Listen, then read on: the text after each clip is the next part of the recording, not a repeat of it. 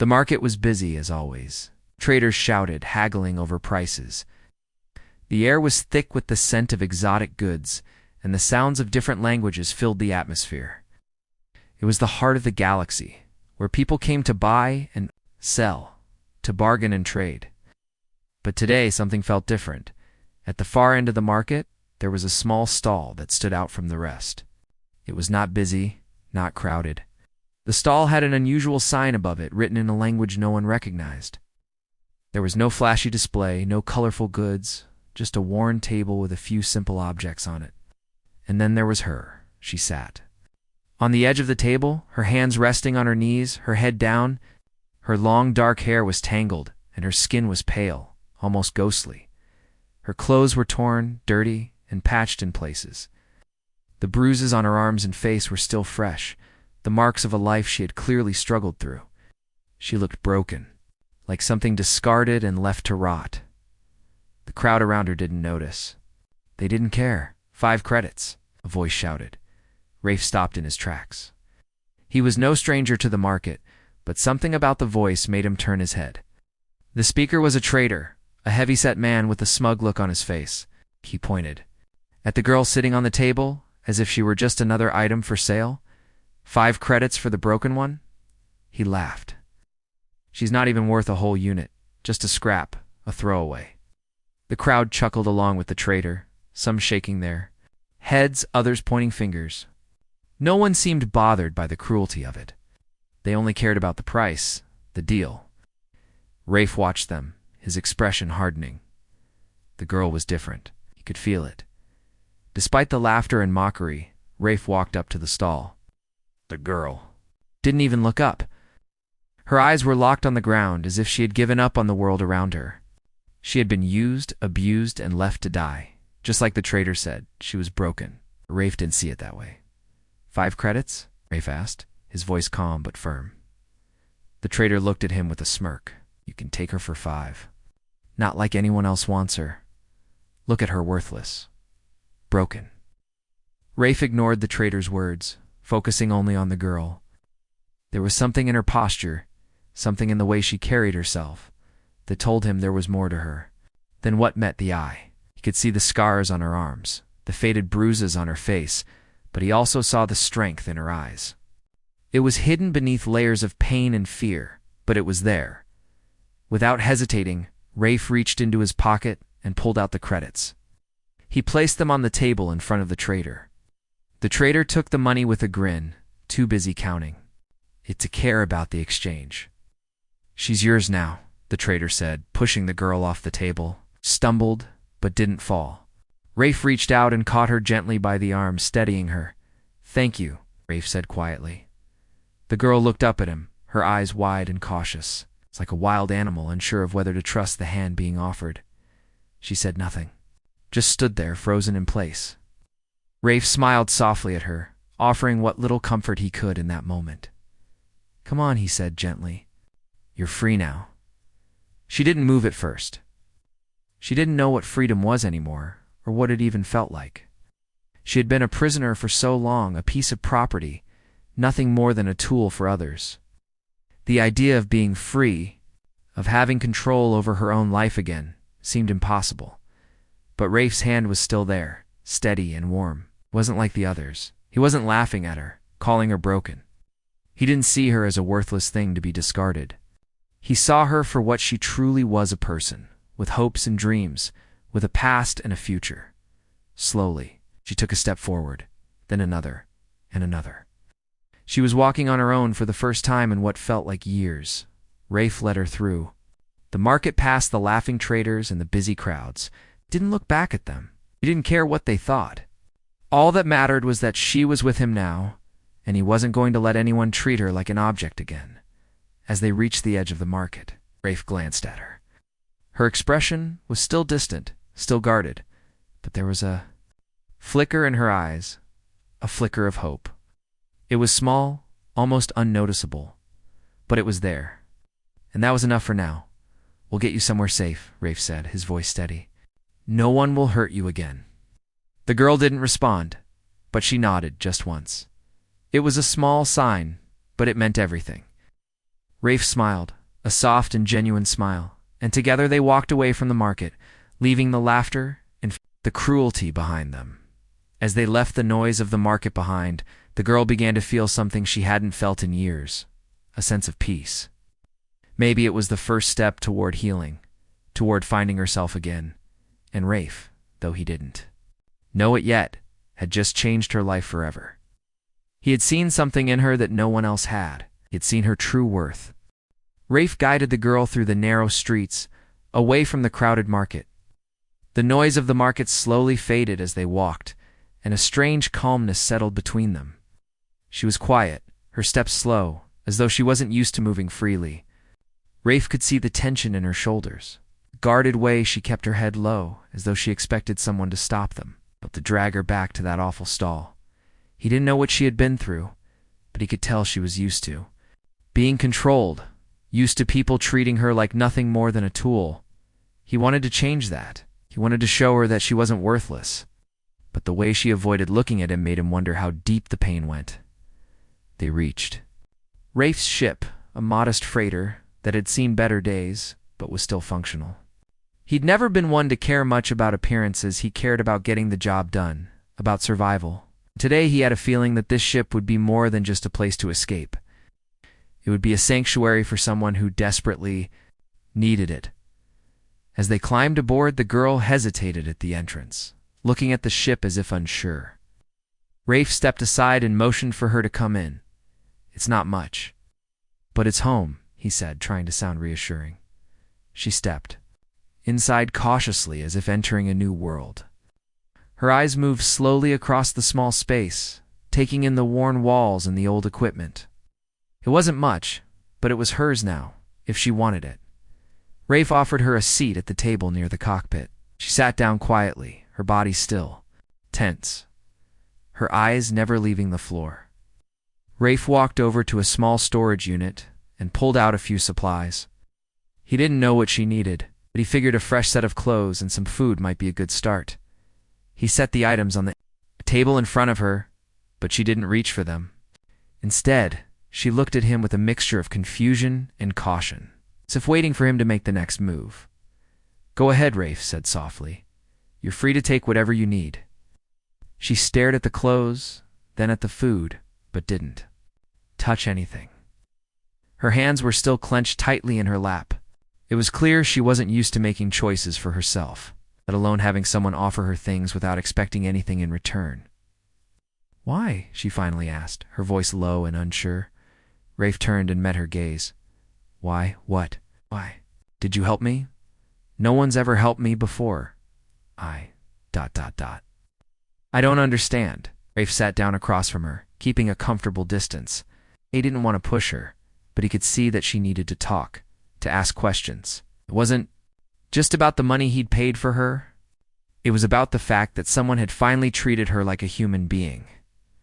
"I saw you," Rafe said quietly. "I saw something in you that the others didn't. You're not broken. You're more than what? They more than what they made you think you were." She looked down again, as if trying to process his words. She had heard many words in her life, most of them cruel, but something about his tone was different. There was no pity in his voice, no judgment. It was just honesty. "Who are you?" she asked after a long pause. "Why are you doing this?" Rafe thought about it for a moment. He wasn't a hero, not by anyone's standards. He was just a guy trying to get by, one job at a time. But when he looked at her, he didn't see a broken piece of machinery that needed fixing. He saw a person, someone who deserved more than the life she had been given. "My name is Rafe," he said simply, "and I guess I just believe people deserve a second chance." She nodded slowly, still unsure, still not quite able to believe the kindness in his words. It was hard to trust after all she had been through. She had been treated as an object, a thing to be sold, a thing to be used. To hear someone speak of her like she was important, like she mattered. It was hard to understand. "I don't know if I can trust anyone," she whispered almost to herself. Rafe didn't say anything right away. He knew trust took time. He knew she wasn't going to open up easily, not after everything she'd been through. But he also knew that if he could give her one thing, one real thing, it would be time. Time to heal, time to feel safe. You don't have to trust me right away, Rafe said. But I'm not going to hurt you. You can take your time. She looked up at him, her eyes full of questions, full of doubt. But there was something else in them, too. A flicker of hope, maybe, or maybe just curiosity. She wasn't sure what to make of him, but she was willing to give him a chance. That was more than she'd ever done before, for the rest of the day. Rafe kept his distance, giving her space to adjust. He worked on the ship, fixing what needed fixing, while she sat quietly in the corner, lost in her own thoughts.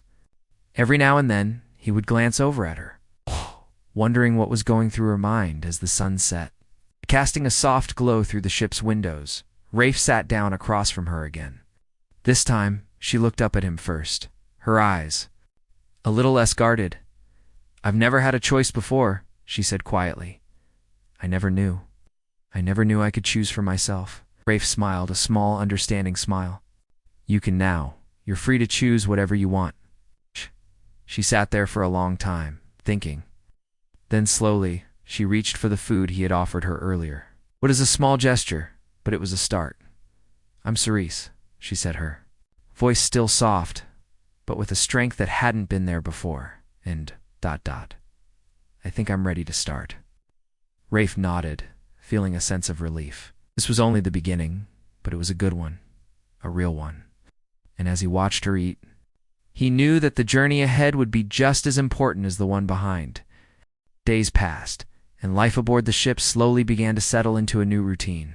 Cerise, though still reserved and cautious, seemed to grow more comfortable. She spent her days exploring the small ship, sometimes helping Rafe with repairs. It had offered her no pressure, no demands, just the freedom to choose what she wanted to do. And in her own way, she began to find herself again. Rafe didn't rush her. He gave her time to adjust, to heal, to remember who she was before the pain had clouded her mind. He didn't push her into conversations she wasn't ready for. They didn't talk much about her past. But Rafe noticed the way her eyes would sometimes flicker with emotion when she saw something familiar, something that reminded her of her old life. Cerise never spoke of the things she had been through, but Rafe could see the quiet strength in her. She was a survivor, no matter what the universe had tried to take from her. It was something he admired, and it was something he wasn't going to let anyone erase. One afternoon, while Rafe was working on the ship's engine, Cerise walked into the cockpit. She didn't say anything at first, just stood by the door, her hands clasped tightly in front of her. Her posture was straight, but there was a nervousness in the way she stood.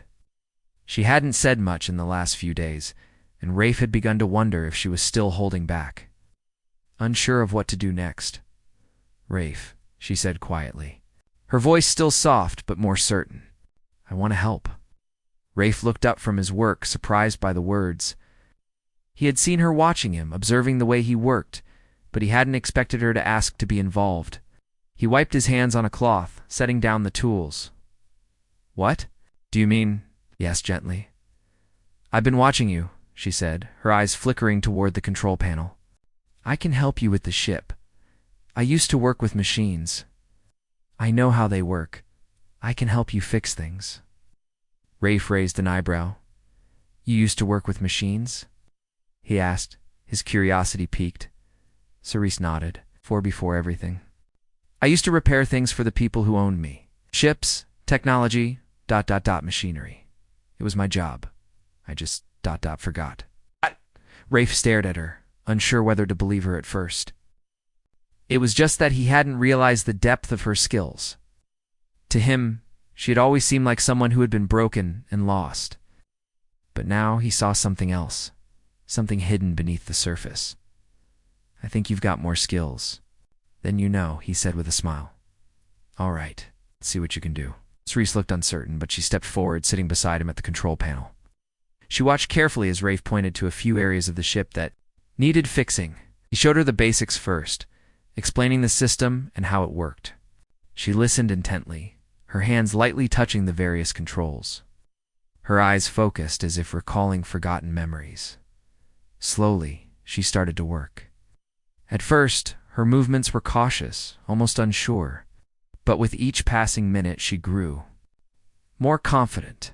Her hands moved swiftly, fixing parts of the engine and repairing the damaged wiring with ease. She worked like she had done it 1,000 times before, her hands precise, steady. Rafe watched her, small smile tugging at his lips. He hadn't known what to expect, but this was impressive.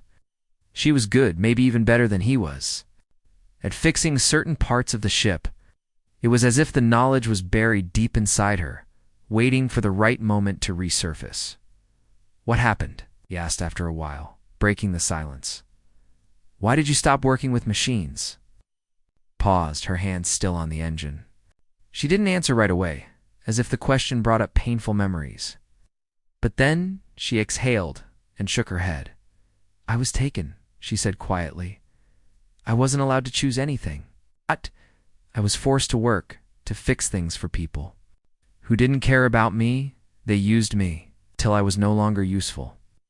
Rafe's expression softened, but he didn't interrupt. He wanted her to continue, but he knew it wasn't something she could easily talk about. "I forgot who I was," Cerise continued, her voice almost a whisper. I became the thing they wanted me to be. I didn't know who I was anymore, but now, ...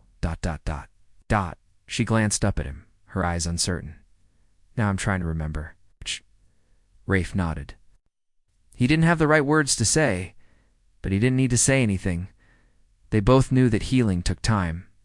And they both knew that it wasn't just about fixing the ship, it was about fixing what had been broken inside of her. As the day passed, they worked together, side by side.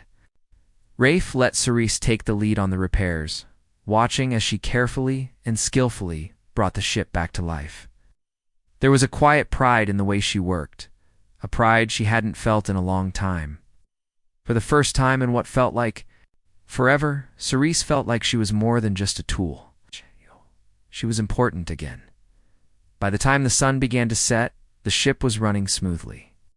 The repairs were done, and the ship was ready for its next journey. But more importantly, Cerise felt like she had accomplished something. She had fixed the ship, yes, but she had also fixed a part of herself.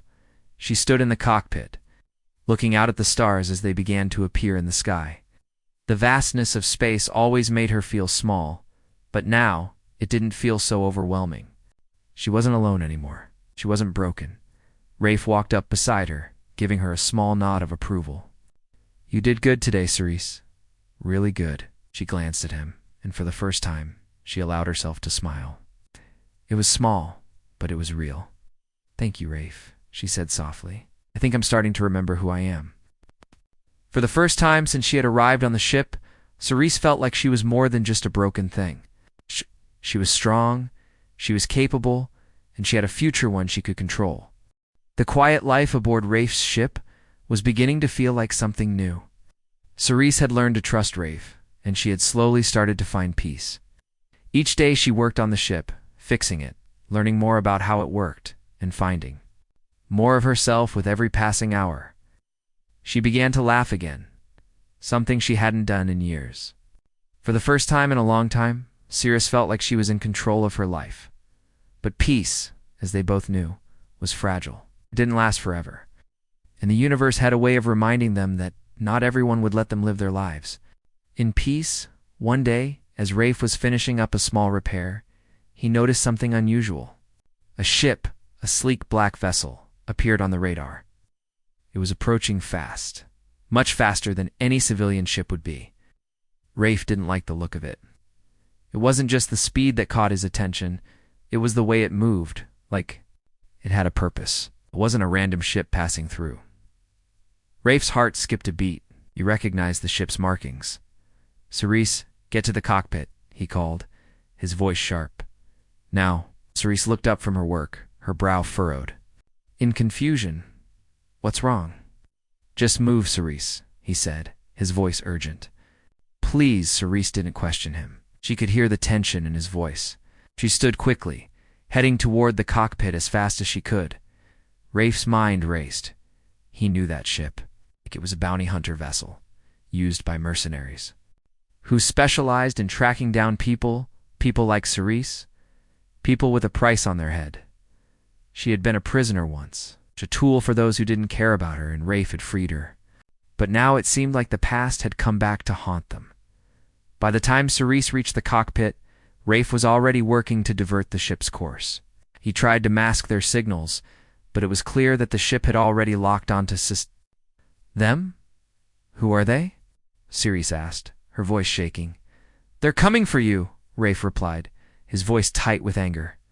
I don't know who they are, but I know they want you. They won't stop until they get you. Cerise froze.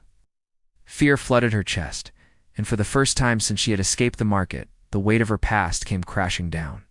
She had hoped to leave it all behind, to start fresh with Rafe, but now it seemed that the past was determined to find her.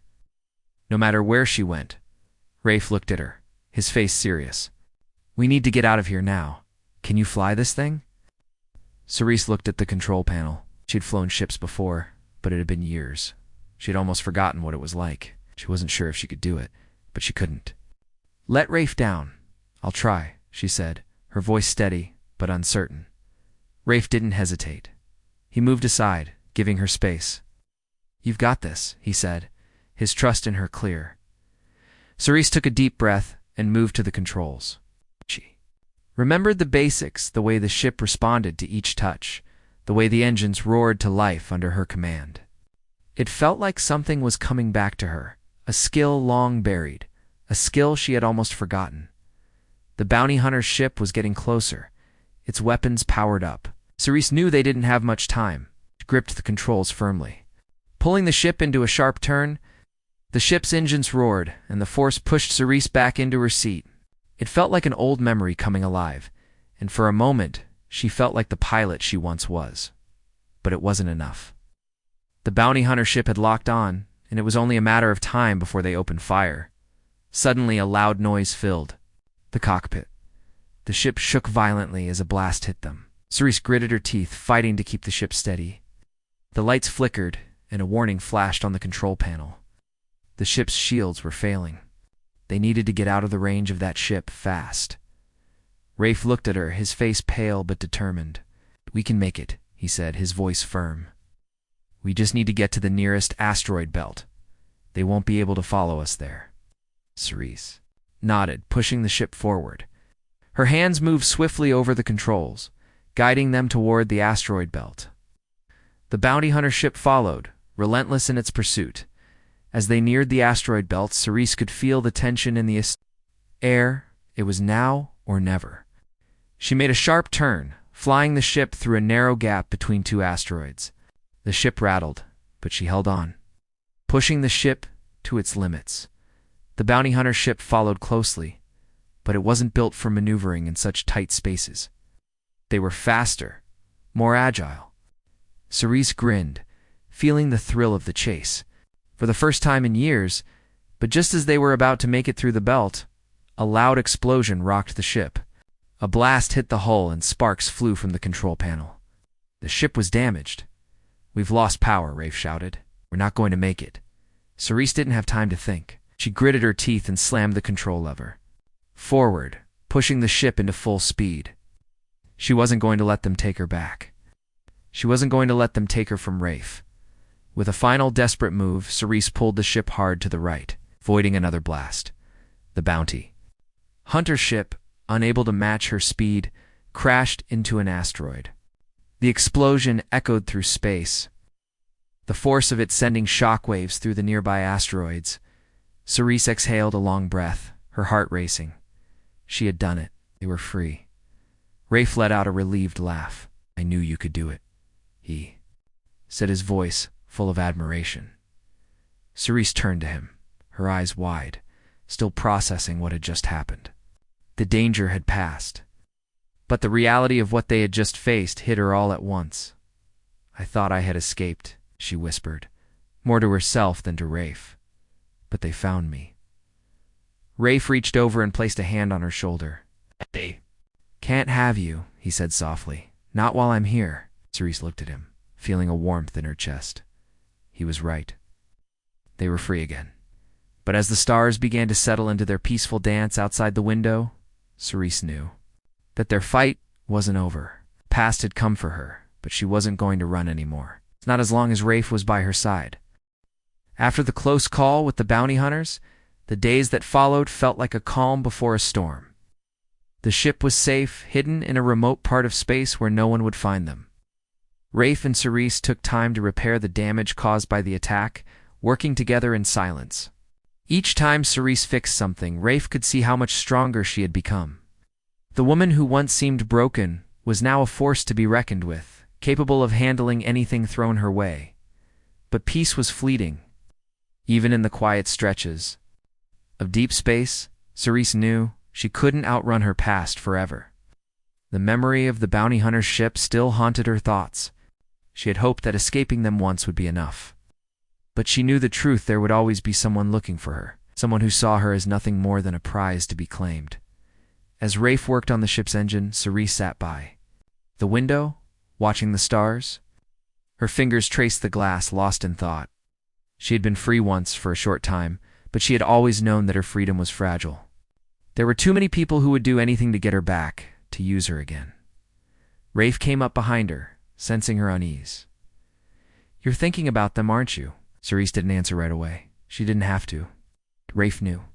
Heard too well by now. The silence was enough to confirm what he already knew. "They're not going to stop coming after you," he said quietly, his voice calm but firm. "But that doesn't mean you have to run forever. You can stand and fight." Cerise turned to look at him, her eyes full of doubt. "Fight? How? We're outnumbered. We're alone." Rafe smiled, a small but determined smile. "We're not alone. We've got each other. We've got a ship that can get us out of trouble. We can't keep running. It's not who we are anymore." Cerise felt something stir inside her, something she hadn't felt in a long time. Hope. Rafe was right. She wasn't alone. She didn't have to keep running.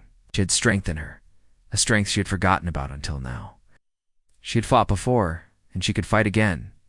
"I don't know if I can do this," she said softly, her voice barely a whisper. "I don't know if I can be the person I used to be." "You don't have to be the person you were," Rafe replied, his voice gentle but certain. "You just need to be the person you are now. You've already come so far. Don't have to face this alone." Cerise looked at him, her heart pounding in her chest. There was a fire inside her that hadn't been there before, a spark that was growing brighter with every word Rafe spoke. Wasn't going to let them take her again. She wasn't going to let the past define her. "I'll fight," she said, her voice strong and clear. "I'll fight for my freedom. I'll fight for us." Rafe nodded, his eyes full of pride. "That's the spirit. We'll take the fight to them." Together, they began to plan. They couldn't just sit around and wait for the bounty hunters. To find them, he needed to be proactive, to make sure they weren't caught off guard again. Rafe had a few contacts in the outer colonies, people who owed him favors, people who would help them if they needed it. Didn't have many allies, but they didn't need an army. They just needed a plan. The next few days were spent preparing. Cerise practiced with the ship's weapons, learning how to use them to defend herself if the need arose. Rafe showed her how to make the ship faster, more agile, to make sure they could outmaneuver any pursuers. The more she learned, the more confident she became. She wasn't just the broken girl from the market anymore. She was someone who could stand up for herself, someone who could fight back, but there was still a part of her that was afraid that she would fail, afraid that the past would catch up to her and she wouldn't be able to stop it. Rafe could see the fear in her eyes, but he also saw the strength. He knew she wasn't going to give up. One evening, as they sat in the cockpit, watching the stars drift by, Rafe turned to her. "No matter what happens," he said, his voice steady, "you've already won. You've taken control of your life. No one can take that away from you." Cerise looked at him, her eyes full of emotion. "Thank you," she whispered, "for everything." Rafe smiled. "You don't need to thank me. We're in this together, and I won't let anyone hurt you again." The next morning, they set their plan into motion. They would head to one of Rafe's old contacts, a woman named Mara, who lived on a distant colony. Mara was tough, resourceful, and more than capable of helping them. She could provide them with the supplies and information they needed to fight back. As they neared Mara's location, Cerise felt a sense of determination wash over her. She was no longer the girl who had been thrown away, the girl who had been sold for 5 credits. She was something more now. She was a fighter. And no matter what happened, she was going to fight for her freedom. Rafe looked over at her, his eyes full of confidence. "Ready?" he asked. Cerise nodded. "Ready?" And with that, they prepared to face whatever came next. They knew the road.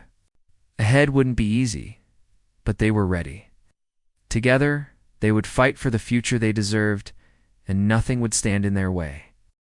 Rafe and Cerise had prepared as much as they could, but nothing could fully prepare them for what was to come. The journey to Mara's colony was long, and it gave them plenty of time to think about what lay ahead. They were on the edge of something new, something that could change everything. But they both knew the risks. They had crossed into dangerous territory now. The bounty hunters hadn't already found them, they would soon. Cerise couldn't stop thinking about it. Her past was closing in again. But this time, she wasn't running. She wasn't the broken thing that had been sold for 5 credits anymore. She had fought for her freedom, and she would keep fighting. No one could take that from her, and no one would ever make her feel weak again. The colony where Mara lived was on the outskirts of the galaxy, a place where people came to escape the reach of the law. It was a small, quiet world. Not many people lived there, but the ones who did were tough and resourceful. Rafe had always trusted Mara, and he knew she would help them as they approached the colony. Cerise stood by the window, watching as the planet grew larger in the distance. It was a peaceful place, the kind of place she had always dreamed of settling down in. A place where she could live without fear, without the shadows of her past haunting her. But she knew that would only happen if they were careful. The bounty hunters were still out there, still looking for her. "Are you ready?" Rafe asked, breaking her thoughts. Cerise turned to him, nodding. "I am. We've made it this far. I'll make it the rest of the way." Rafe smiled at her. "That's the spirit." The ship descended slowly through the atmosphere, the colony's small city becoming clearer as they got closer. As they landed, the familiar sight of Mara's shop greeted them. The building was small, but well kept. The lights inside flickered on as they approached, and Cerise could see Mara standing in the doorway, her arms crossed and a smirk on her face. "About time you two showed up," Mara said as they stepped off the ship. "I was beginning to think you had forgotten about me." Rafe grinned. "We were busy. You know how it is." Mara's eyes flicked to Cerise, noticing the change in her. The girl who had once been so withdrawn now stood tall and confident. Mara raised an eyebrow, impressed. "You've come a long way," Mara said, her voice soft but full of meaning. "You're not the same girl I met in the market." Cerise smiled, her eyes steady. "I'm not the same girl. I'm stronger now." Mara nodded. "I can see that, and I'm glad to see it." "Let's get inside. We've got a lot to discuss." Once inside, they gathered around a small table in the back of Mara's shop. The place smelled of spices and fresh food, a stark contrast to the sterile, cold ships and stations Cerise had become used to. It felt like home, something Cerise hadn't known in a long time. "So what's the plan?" Mara asked, looking at Rafe. "I assume you didn't come all the way here for a chat." Rafe nodded, his face serious. "We need your help, Mara. The bounty hunters are still after Cerise. We need to make sure they can't find us. We need to strike first." Mara leaned back in her chair, her fingers tapping lightly on the table. "You're not planning on running anymore, are you?" Cerise shook her head. "No, I'm done running." Mara studied her for a moment, then nodded. "All right, I have a few contacts who can help us." "We'll need to move quickly, though. The longer we wait, the more likely it is that they'll catch up."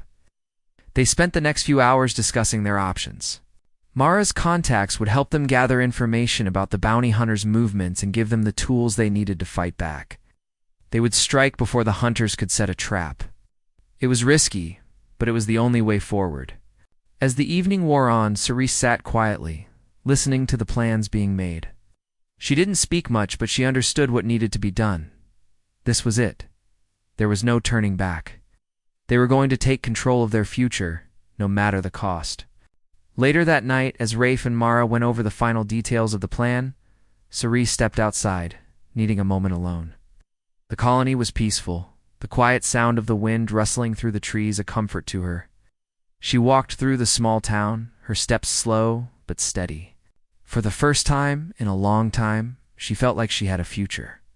She wasn't the broken thing that had been discarded. She was Cerise, and she was free. Rafe found her a few minutes later, standing in the middle of the small square. He walked up to her, his expression gentle. "You okay?" he asked. Cerise looked up at him, her eyes bright. "I'm more than okay," she said softly. "I'm ready." Rafe smiled and placed a hand on her shoulder. "Good. We're in this together. Together, we can do anything." Cerise nodded. "I know." The next day, they began to put their plan into action. They made contact with Mara's allies, gathering the information and tools they needed. As the hours passed, Cerise felt a sense of purpose she had never known before. This wasn't just about survival anymore. It was about standing up for what she deserved. She had spent so long hiding, so long afraid of what might happen. But now, she was taking control. Nothing would take that away from her as they prepared. For the final phase of their plan, Cerise knew that this was the moment that would define her. She wasn't just running anymore. She was fighting for her future. And for the first time, she felt like she was truly free.